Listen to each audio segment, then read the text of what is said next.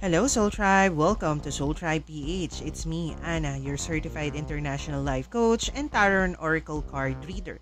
So, if you want to avail my services, tarot reading, or coaching, kindly go to my website www.anasantiago.coach. And please do follow me on all my social media platforms: Instagram, Facebook page, and TikTok, and also here in YouTube. Hello, Soul Tribe. Welcome back to my channel, Soul Tribe PH. It's me, Anna, your love and relationship mentor, intuitive life coach, and a tarot and oracle card reader, and now a podcast host. For this particular video, we will be having your monthly zodiac sign reading for the month of June.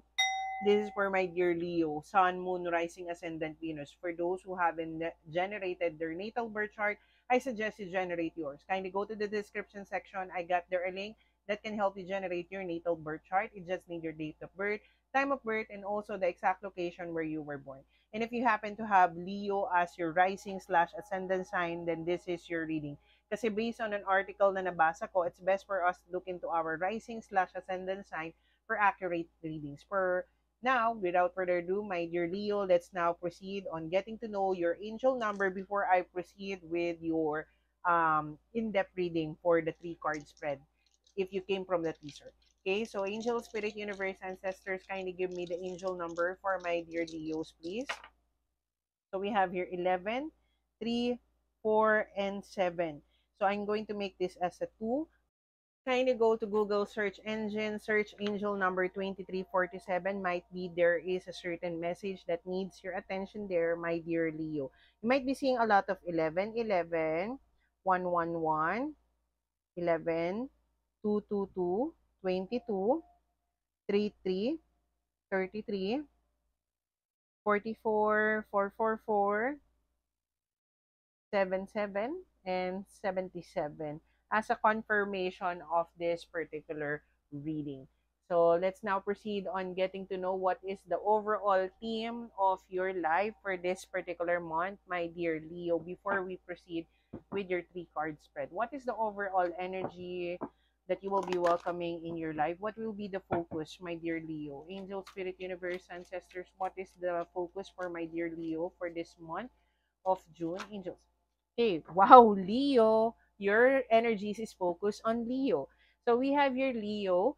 So the energy is flamboyant, dramatic, proud, and passionate. It focuses on the importance of self-belief. So this month, my dear Leo, it's time for you to believe in yourself.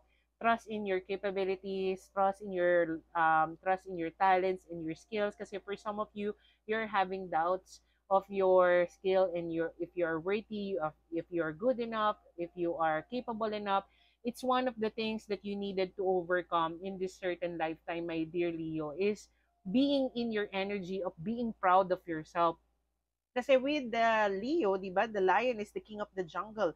So you need to be confident of yourself. You need to be you need to be seen. So for some of you, you are having a hard time shining your light. You keep dimming your light kasi you are a people pleaser. For some of the Leos here, might be you are a people pleaser. You are relying on other people's opinion or recognition or appreciation, where in reality you had to be confident of who you are, what you are, and what you currently are becoming.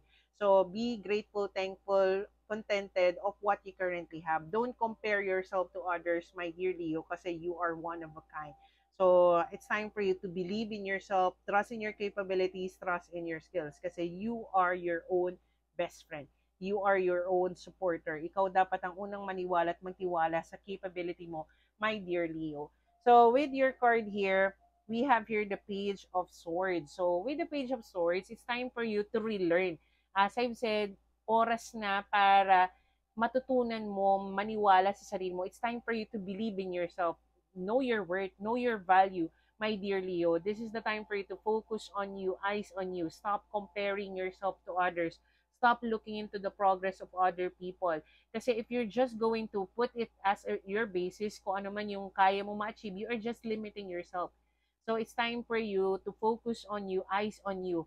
So kumbaga, disregard the distractions that you are, kumbaga, parang seeing from the external. So it's time for you to relearn, or someone might be looking at you, keeping a close eye on you. Might be they are seeing your potential regardless if this is for career, financial situation, or opportunity, or love life. So, someone might be stalking you, keeping a close eye on you, maaring nakikitaan kanila ng potential, might be they are interested in collaborating with you or working with you, my dear Leo. So, it's time for you to be seen. So, and with your obstacle, you're having a hard time getting clear. So, this is the time for you to gain clarity. Remember, everything happens for a reason. Nothing is a coincidence. It's either a blessing or a lesson for you to learn. So whatever you are experiencing, my dear Leo, it's meant for you to be clear kung ano man yung gusto mong mangyari in your reality. So you have to be clear. It's same with buying a product, buying a certain thing in a shop. You had to be clear with the size, with the color, with the design. So it's time for you to be clear, speak up. Pero for you to be clear kung ano man yung gusto mong mangyari with your reality, my dear Leo, it's time for you to step back. Step back for you to see the bigger picture on why things are currently happening. And for you to, kumbaga parang you are the creator of your reality, for you to co-create, it's time for you to visualize, imagine, ano ba yung gusto mong mangyari with your life, for your career, your finances, and your love life. It's time for you to set the intentions and the goals on how you will be achieving the outcome. So what you needed to do, my dear Leo, it's time for you to bring back that spark. Ikaw dapat ang unang magtiwala sa sarili mo. It's time for you to believe in yourself. With the energy of the Leo, it's time for you to be passionate of yourself other than being passionate with other people.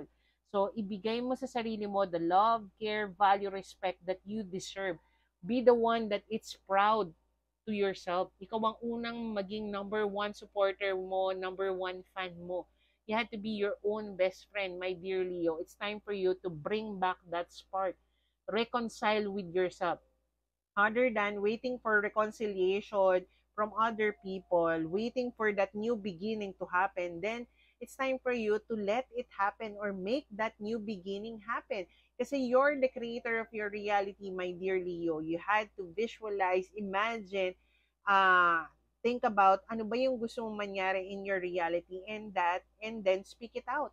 Be clear kung ano man yung gusto mong mangyari. It's time for you to bring back that spark. Maaring there is a creative approach or a new beginning when it comes to your career or something that you're passionate about, my dear Leo. May bagong simula. We had two aces here at the desk.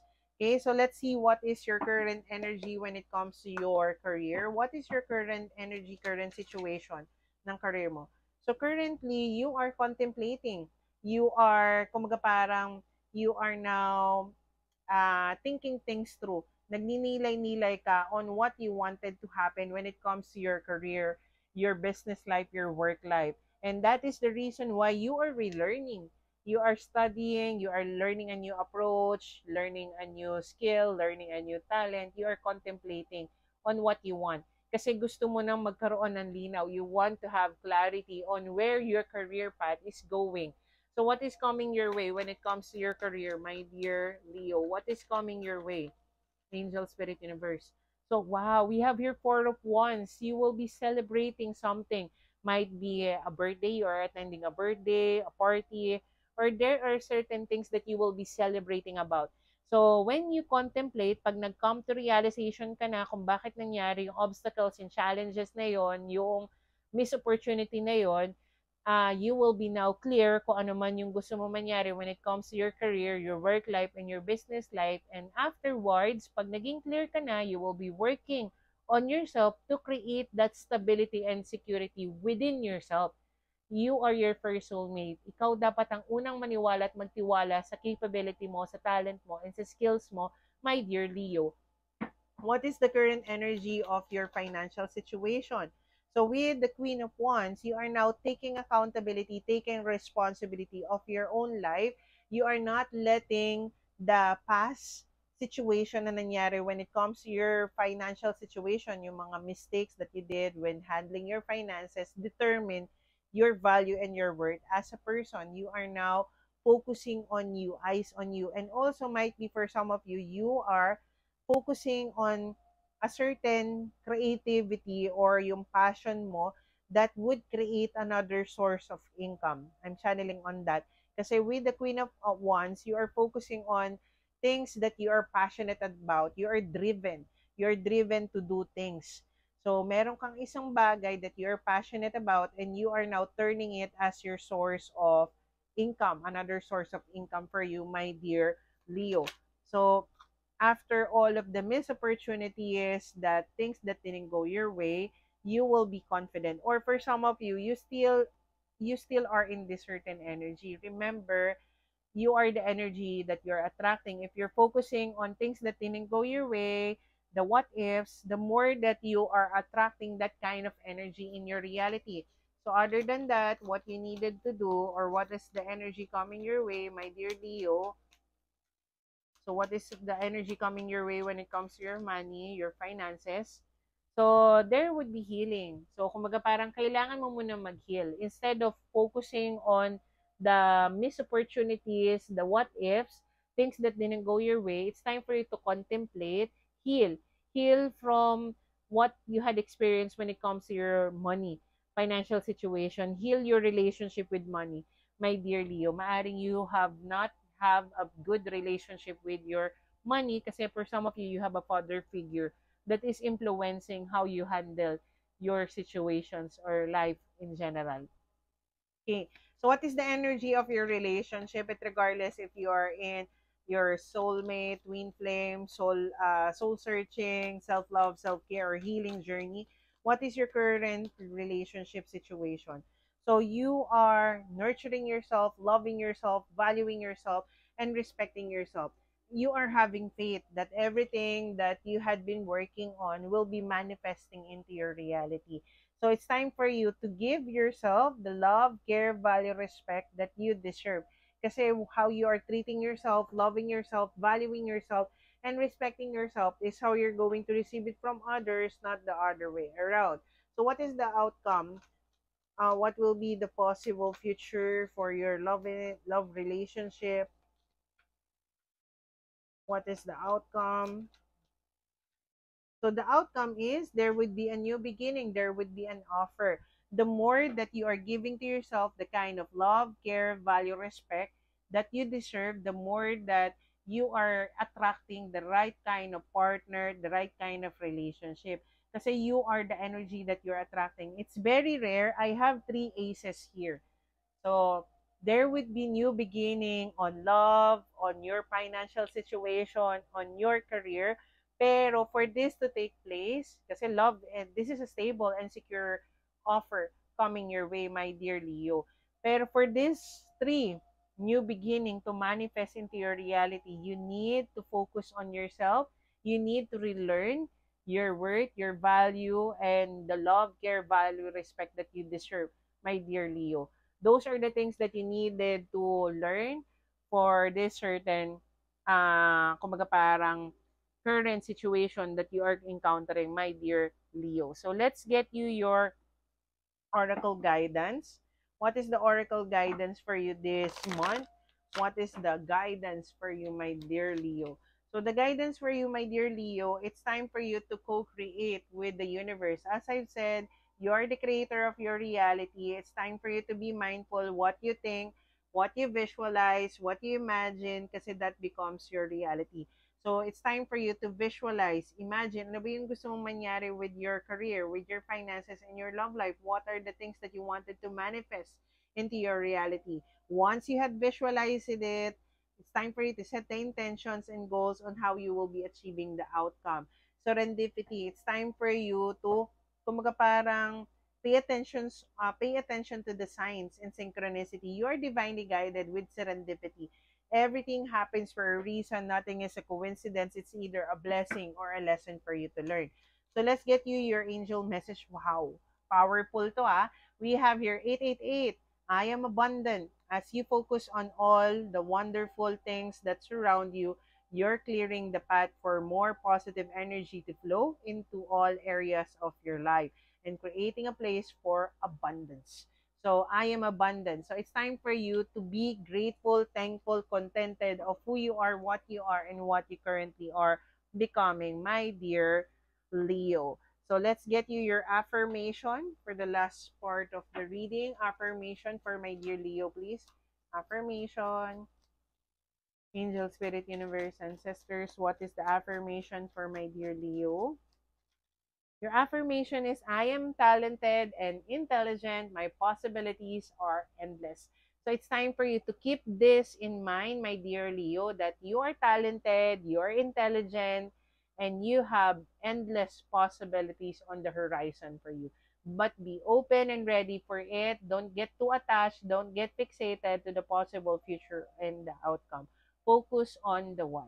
So this is what I got for you, my dear Leo. If this happened to resonate with your situation or your particular energy, kindly like, comment, and share this video. And don't forget to click the subscribe button and the bell button for you to get notified of my latest updates here in my channel. If you wanted to avail my services, tarot reading, coaching, or mentorship program, kindly message me on Instagram or Facebook page, Soul Tribe PH, Coach Ana Santiago with the word tarot for tarot reading, coach for coaching program. So this is what I got, or kindly go to my website, www.anasantiago.coach. So this is what I got for you, my dear soul tribe. Sending you much love and light. Bye-bye.